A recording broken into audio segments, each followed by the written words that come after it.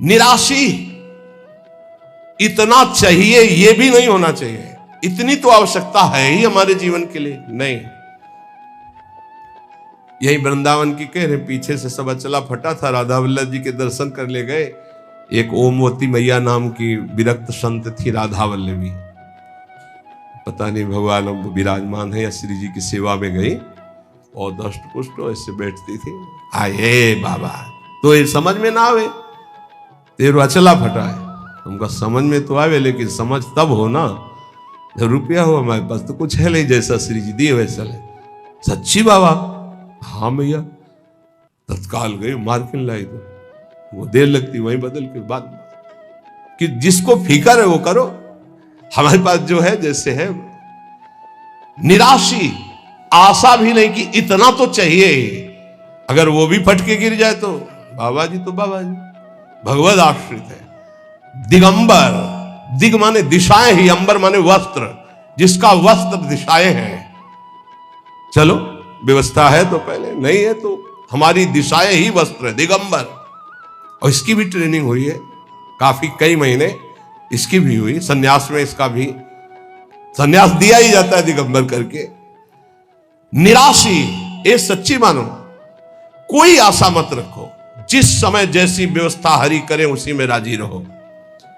बाहर से भोग सामग्री में अपनापन नहीं हो, अंदर से किसी भोग सामग्री की इच्छा भी न उत्पन्न होने पावे, उसे निराशी कहते हैं। ऐसा महापुरुष शारीरम केवलम कर्म कुर्वन नापनोति किल विषम, वो केवल शरीर संबंधी कार्य करता हुआ भी पाप को प्राप्त नहीं होता, क्योंकि आशा, कामना, स्पृहा, वासना, ममता रहित जो महापुरुष है, इसीलिए कहा गया महापुरुषों की केवल बात के अनुसार उनके जो आचरण हो वो मानो।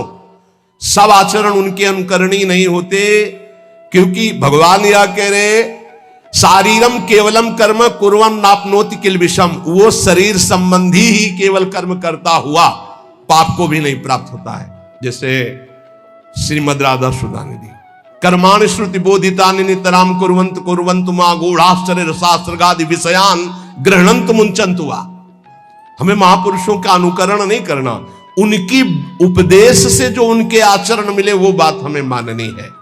नापनोति किल विषम, उनको कभी कोई पाप स्पर्श नहीं कर सकता, वो जन्म मरण रूपी बंधन से मुक्त हो चुके हैं, वो आशा रहित है, उनका किसी से संबंध नहीं है, इसलिए शरीर से जितने कर्म होते हैं वो सब अकर्म बन जाते हैं और उनको फल नहीं देते हैं।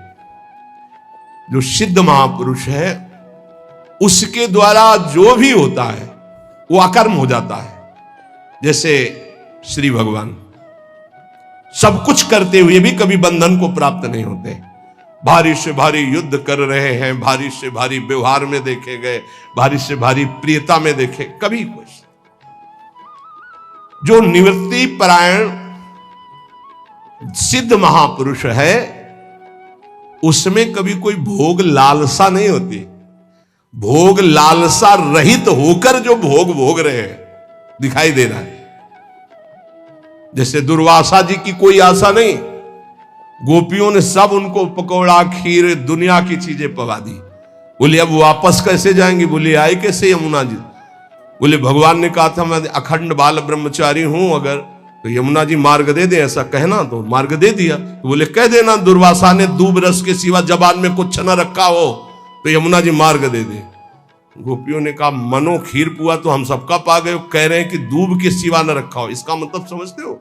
इच्छा रहित महापुरुष, अनिच्छित, उनकी कोई इच्छा नहीं। तो ऐसे इच्छा रहित महापुरुष के द्वारा संयोग वशात जो भी कार्य हो जाते हैं वो अकर्म बन जाते हैं, उनको कोई भी दंड या कोई भी पाप कर्म स्पर्श नहीं कर सकता। इसलिए बड़े बड़े महापुरुषों की लीलाएं देखी जाती है, विचित्र कोटि की लीलाएं देखी जाती है, बिल्कुल उनका अनुकरण न करे। जैसे आद्य गुरु भगवान शंकराचार्य मछली खा गए, फिर कांच पी गए, सबकी सामर्थ्य थोड़ी है। बहुत एक सिद्ध महापुरुष थे कूटस्थ स्वामी, उनका नियम था खप्पर ऐसे कर दो, जो डाल दोगे वो पालेंगे, जो डाल दोगे। तो कुछ उपद्रवी गांव के लोग थे, जब ये पता चला कि ऐसे नियम वाले हैं तो सीधे कोबरा को पकड़वाया जो बीन बजाने वाले लोग होते हैं उनसे पकड़वाया और काट करके सीधे जहर सहित रांधा उसको और उनके खप्पर में डाल दिया। और ब्रह्मार्पणम ब्रह्म हविर ब्रह्मण्यो ब्रह्मणाहुतम ब्रह्मविति गंतव्यम ब्रह्म के समाधिना, तत्काल उसको अर्पित करके पूरा पा गए ब्रह्मबोध संपन्न महापुरुष से। तो वहां के लोगों ने पूछा ये तो अभक्ष्य पदार्थ था। बोले तुम्हारी दृष्टि में, हमारी दृष्टि में भिक्षा थी। फिर एक ने उपद्रव किया, आकर के मदिरा डाल दी उसमें खप्पर। तो मुस्कुराए उन्होंने कहा यहां तो कोई फर्क नहीं पड़ने वाला, पर तुम्हारी नरक की जो है गति पक्की हो रही। तुम भिक्षा में एक साधु को क्या दे रहे हैं? तो तत्काल वो खप्पर से लेकर के ढिड़का दे। सिद्ध महापुरुषों की। अब फिर उन्हीं की बात, एक दिन वो पेड़ के नीचे बैठे थे, किसी गांव में चोरी करने जा रहे थे चोर। उनसे पूछा कौन हो तुम? वो कुछ नहीं बोले। कौन हो तुम? कुछ नहीं। खूब लात और डंडों से मारा। सुबह जब लोग आए तो बड़े वो घाव उनके देखे, डंडे दे। स्वामी जी किसने मारा? पता नहीं किसने मारा। बोले आपको दुख नहीं है? बोले क्यों दुख है? खप्पर में जो आया सो खा लिया, सो शरीर में जो आया उसे भोग लिया। सिद्ध पुरुषों की नकल थोड़ी कर सकते हैं, वो तो स्थिति प्रज्ञ महापुरुष है। शिव जी हलाल जहर पी गए, सब पी जाएंगे क्या? तो यहां कह रहे हैं कि उपासक को चाहिए कि महापुरुषों के जो वचन से आचरण मिले उनके अनुसार चले। निवृत्ति परायण साधक सदैव महापुरुषों के वचनों का अनुगमन करे, उनके विरुद्ध आचरण, निरर्थक आचरण, प्रमादयुक्त आचरण कभी न करे, तो वो भी सिद्धावस्था को प्राप्त हो जाए।